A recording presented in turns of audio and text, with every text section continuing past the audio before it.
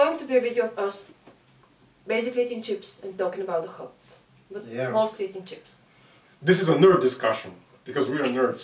See this? This is Harry Potter. He's reading at the moment. We're going to talk about talking and he's reading Harry Potter.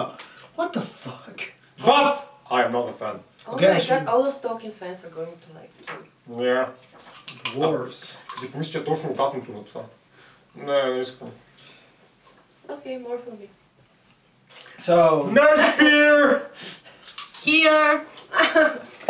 So, we are gonna discuss The Hobbit, the Battle of the Five Armies. We're gonna bitch about it, more precisely. Yeah. So, first, let's start with a short summary of the movie, which is about a wizard and a hobbit and 13 dwarves. Read the names because nobody remembers them. Thorin, Oakenshield, Fili, Kili, Balin, Dwalin, Oin, Gloin, Dori, Nori, Ori, Bifur, Bomber. Bomber! And that was the last one. And this is basically the all character development you need for all of dwarves in the movie. That's all you get, basically. Okay, we are gonna bitch about this movie. Should I start first? Okay. Yes, start. This movie was honestly stupid.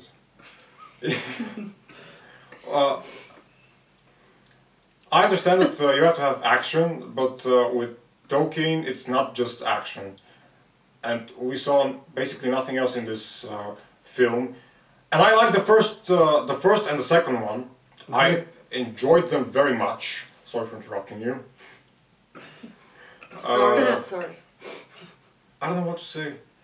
This is our first time recording a video for YouTube, a discussion, and you haven't guessed. Yeah, I'm looking at a camera, and then people are gonna look at me. Okay. So let's start with the beginning of the movie. So what did you think about the fight with the dragon? Let me tell you, I just thought, oh my god, what's left? Yes, what's basically, the whole fight is shorter than the talk between the dragon. I will never understand why didn't they just leave this scene in the second movie. Yeah, they should have. I mean, it's like 5 minutes. I mean, really it was a difference. Yeah, it was a good cliffhanger. I understand that, but it would have been a lot better to just leave this the whole dragon thing in the second movie instead of opening up the third movie with the ending of a villain. Yeah, this ruined the movie, you know, for me, even in the beginning. It just made it pointless. It was epic. The dragon's death was epic, but it was very short. Yeah. And like, how long was it? 10 minutes? Was it 10 minutes though? I think less than 10 minutes. And we have a 2.5 hour movie here. This is the shortest of the movies based on Tolkien of all 6 movies. You know, this is interesting because this is going to be a spoiler for you. They did this same thing with Return of the King extended edition. Let me stress this. Yeah, they started the movie with the death of a villain, and you know who this is, but she doesn't know, so I'm not gonna spoil it for her. But still, it was awesome there. It worked there. Yeah, because it's Saruman. Bitch. There it worked, it was effective, it was epic and awesome. And here in the Battle of Five Armies, why did they start the movie with... Yeah, but there it worked a lot.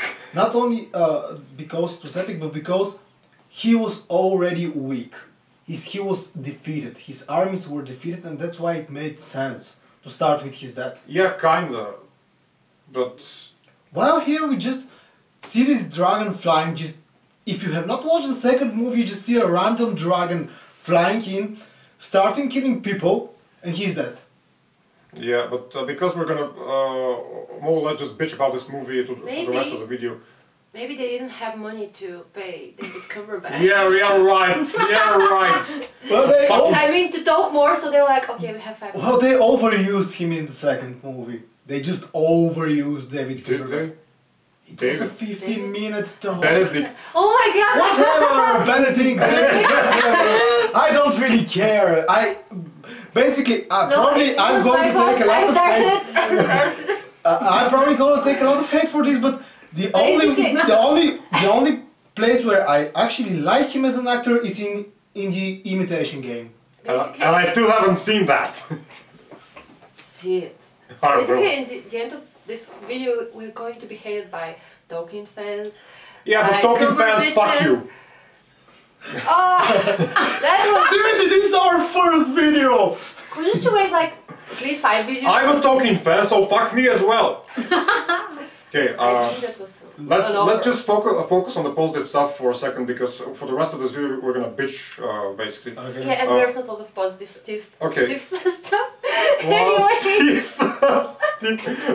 We're not. We're not positive stuff. We're not native speakers, so excuse us. Okay, positive stuff. Positive stuff. What I liked about the scene was the actor that played Bart was excellent, not very good. I don't remember his name. I liked his character. I didn't like the decision that he made. Basically, but they were all stupid, not just him. I love his character, but I just can't really get over the fact that he's like a rip-off of Orlando Bloom. You know, he's basically Orlando Bloom from Pirates of the Caribbean. For that matter... and it's like they're twin brothers, and this really confuses me as a person who hasn't read the books. For that matter, Thorin Oakenshield is a rip-off of Aragorn, I think. He's the Aragorn of the Hobbit. About the rest of the positive stuff about the scene. The kid, I like the kid. That he used his son to aim the arrow, kind of. Yeah, this was an amazing scene. Yes, Yeah. Okay. It made me feel for a second. Oakenshield. Thorin, yes. I'm sorry, I'm bad with names. I'm really bad with names. Thorin Oakenshield. Thorin Oakenshield for me in this movie was the best character. He was awesome. He was so fucking boring. No, that's not true. I think that his metamorphosis, his metamorphosis as a character was brilliant, really well made. I hated just the metamorphosis. How the fuck did he got sick with this gold sickness? I think it was called, whatever. And then he just walked along the golden floor and just rolled down a little bit and so. And then what did I do? Is this how you get well from this kind of sickness? It's like a... Well, no, basically they explain it. It's like he needs to realize it himself. Yeah. He needs to come to it. Yeah, but again, it was too quick. Like the dragon Smaug's death. It was just too fucking quick. It made no sense to me. So, oh, this happened, and now this happened, and now this happened. No, we needed to have a lot of time for the final battle.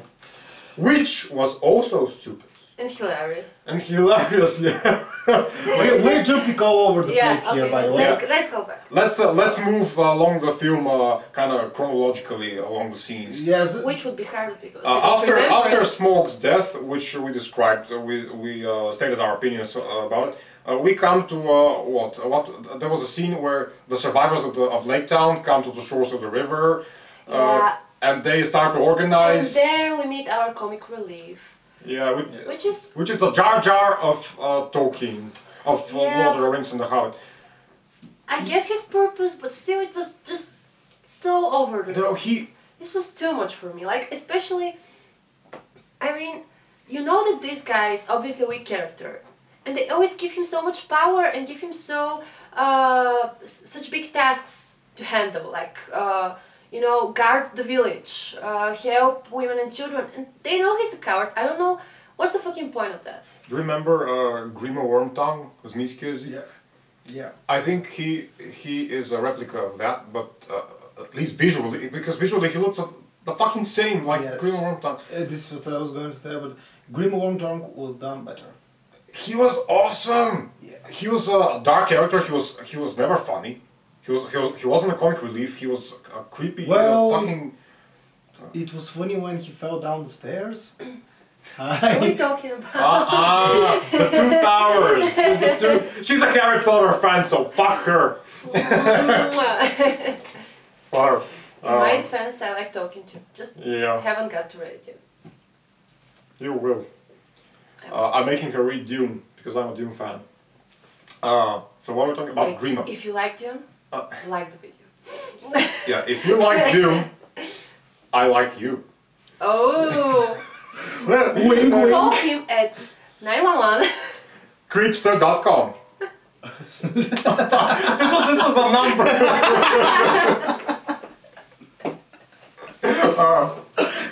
So we were speaking about this sidekick, this comic relief. What was his name? I don't remember even his name from the movie. I don't remember most Alfred. of them. He was Alfred. Yeah. He was absolutely unnecessary. I think. Yep. He wasn't funny. He was stupid. He took up a lot of screen time, which could have been filled with much more meaningful, interesting stuff. Like with Bilbo, who mostly didn't appear in the movie. Yeah, he was like, and it was his movie. It was his movie. It's about the fucking Hobbit. Yeah. There's some it's the Hobbit Bulgarian language intermission. Don't worry, it's going to be edited. Heavily. Is Probably. It? Is it? we should leave the funny stuff in. We'll make bloopers. I didn't even know we had started. We actually should be really careful because this is on a half hour. Yeah, it's 30 minutes, so.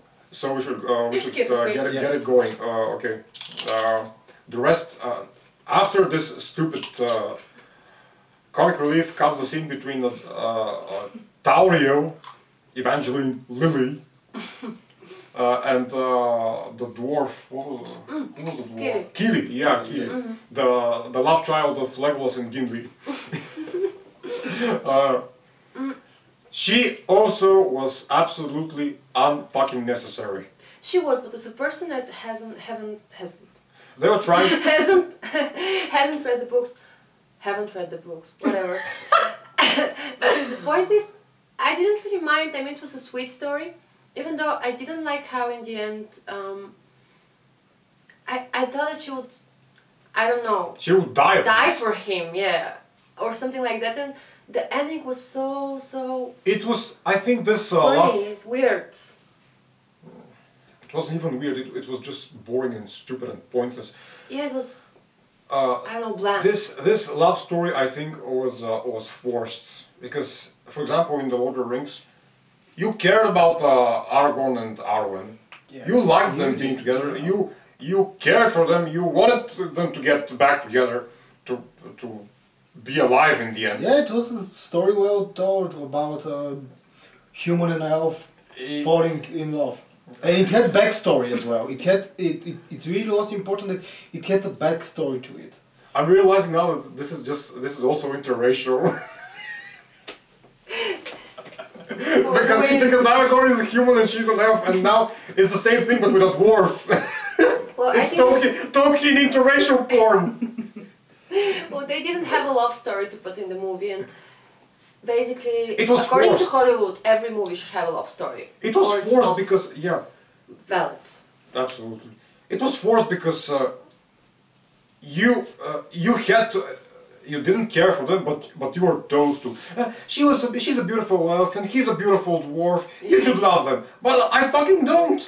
I didn't care for them, and they were absolutely unnecessary. Especially the love triangle. Well, I mean, why was Legolas there? Just so they can have a love triangle? No, Legolas basically was there for to win the battle. In the end. To play Super Mario. Yes. Mario, yeah. That's why Legolas was there. Okay, because he's in. Was he in the book? No. No, he not in wasn't. the book either. And this love triangle was so stupid. And it made no sense at all.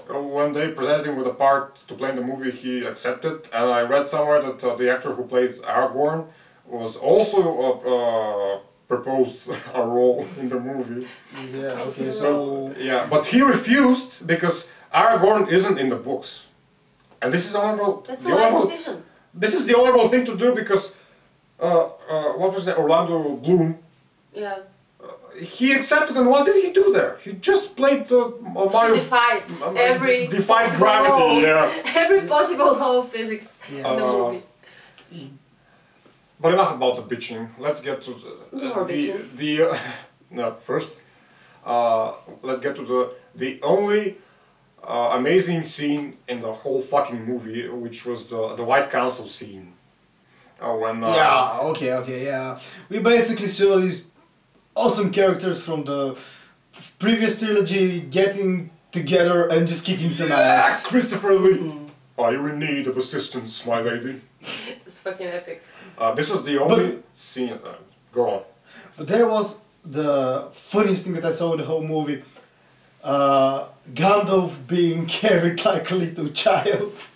This is in the books! I know, but seeing it on cinema is just...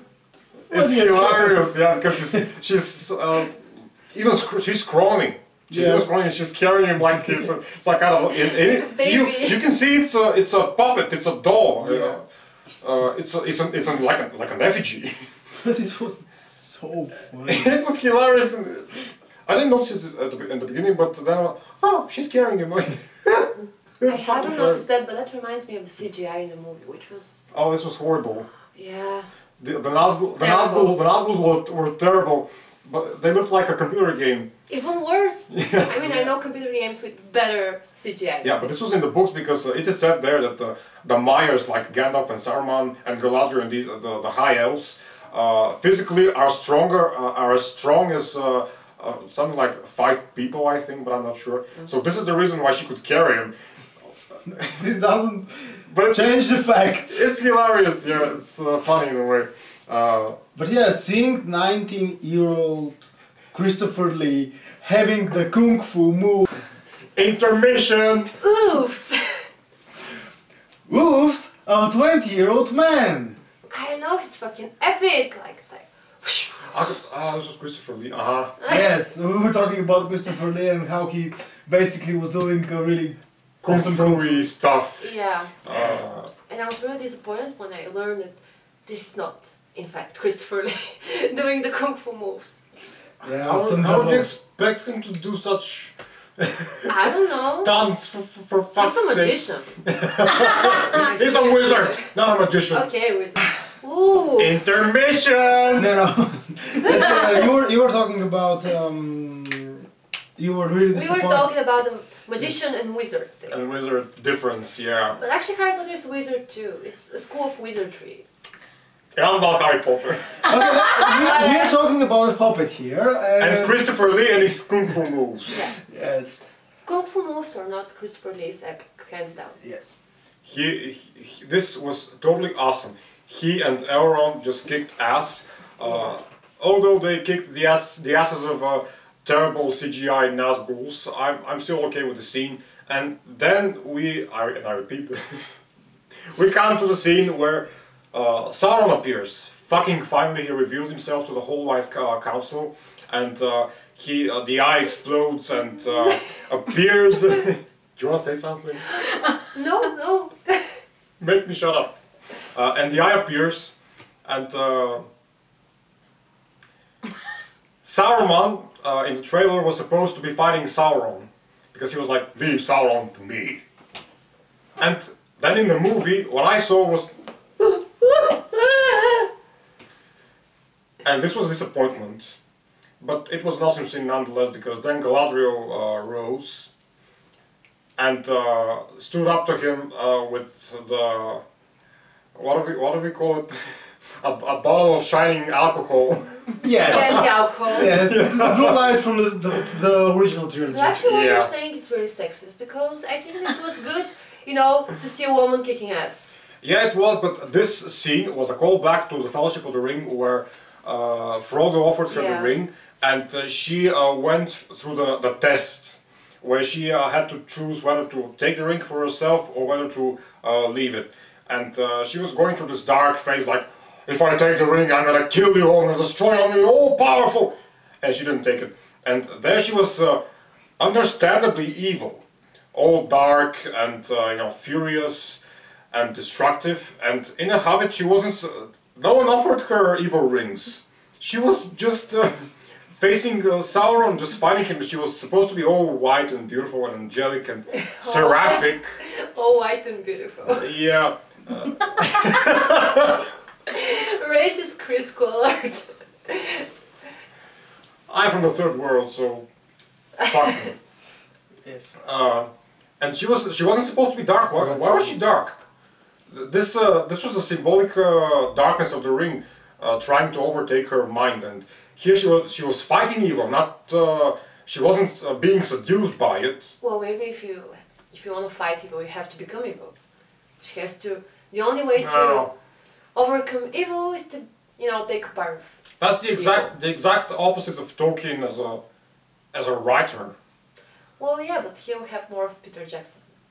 Saruman, because Saruman in the books tried to fight evil with evil, and he became evil himself, which tells you that evil is not the way. You just have to be completely and absolutely good. Maybe in this scene she's just walking the line between good and evil. Maybe that's what they want to show. Okay, it was a good scene nonetheless. Yes, we can justify it. Yeah, it was the only, I think, the only memorable and good scene in the whole movie, because the rest was total crap. Well, this and the scene with the Bard's son and the killing of the dragon, I loved it too. Yeah, this was dramatic. Made me feel for them, for the kid especially, because he was and trying to aim the arrow, knowing that he might burn alive in a matter of seconds, along with his child. This was very quick, but good nonetheless. Yes. This and the White Council scene. Everything else was just a pile of shit. No, I like pile of shit. Excuse my French. A pile of lumière. Comme le cochon. Comme le cochon. Well, okay, let's... I just want to say another scene I liked was when Bilbo was trying to talk some sense in Thorin. I think it was really good. I mean, I really liked it. Was just the right amount of dramatic, and the conversation was yes, good. I like those scenes where they were basically battling Thorin's madness and his addiction with gold. My mother's going. Okay. Is this recording? Creepster intermission! Yeah! Yeah, basically some random dude or It's like two the dudes. world does not want us to film this video. There was a creepster at the door, so we had to make Spy on him through the... What's it called? Like, Spyglass. the spyglass. spyglass, oh. The door Like spyglass. a secret agent. So what were we discussing again? Right. That's a good question. It was The Hobbit. Yeah. The only The good Hobbit. scenes. So the Death of the Dragon and the White Council White scene. Council. Oh, we were talking about the... I was talking about the metamorphosis I of think- Thorin and all the scenes with Bilbo. With But Bilbo, before yeah. that, I think that we missed to mention one of the most epic scenes. It was in the end when Bilbo was sitting with Gandalf. We're going to go to that. This was just... Let's just wait for it. It deserved an honorable mention. Yes, it's going to be in the end, I think. Let's like let's move chronologically along the movie. Yes. I like how every time we start to film it again, you have more and more books in Yeah. your lap. You can tell I'm a nerd. Okay. Yeah, so I was talking about it. I really like the way Bilbo was helping Thorin overcome his addiction to gold and Yeah. I think they were all helping him, and he was just bitching about it. yes. Well, yeah, because that's what And- adults do. Oh. one of No, I don't mean that. I wouldn't know. basically the story about Bilbo became the story about Thorin. Thorin, yeah, Yeah. and it's not supposed to be like this. Yeah, but they show their friendship, which grew over time, and we know how Thorin perceived Bilbo at the beginning, and we can He was see gonna it now. kill him at the gate. Yeah, but still. Yeah, he was because he thought that he was betraying him. Yeah, If you remember. and he was actually, but It was for his own. It was boring to me. I didn't like to. I never pictured Thorin like this in the books. Hey. No, I think the cast was good. I think the actor was well. Yeah, I really like this actor. I talked about this actor Richard Armitage in my shout out to my channel. Shout out. I made a review of Into the Storm. and Richard Armitage, the touring guy, was the main actor there. And I said that he was again boring to me, and I didn't like his act, and I didn't imagine him as Thorin. And I generally didn't enjoy him. I enjoyed Bilbo, I enjoyed their kind of relationship, but not so much. Well, I didn't have preconceptions about how Thorin should look like, so I really liked him as Thorin. It fits perfectly. You know, as I've watched the movie. It does depend on whether you have read the books or not, because remember how we discussed Voldemort's death? You've read Harry Potter and I haven't read Harry Potter. Yeah, and I find it epic, and you're like, nah. And I'm like, it's boring in the books. Okay, because if we need to talk about this in another video, because I don't. Oh, you were talking about Voldemort. Yes, Voldemort. I don't think in the book it's portrayed well. I think it's portrayed well in the No, I don't like the death of Voldemort. His death scene was so fucking short and boring. Good. Yes, I mean, he's actually right. And Harry shot him with the curse and he fell down and he died and they took him out of the room. What? Okay, we're talking about the Hobbit here. not Harry Potter. Okay. I just wanted to mention it when I read it for the first time, the death scene seemed just perfectly okay to me. And I haven't watched the movie. You were young. I wasn't that young. Like seriously, Now we're old. Which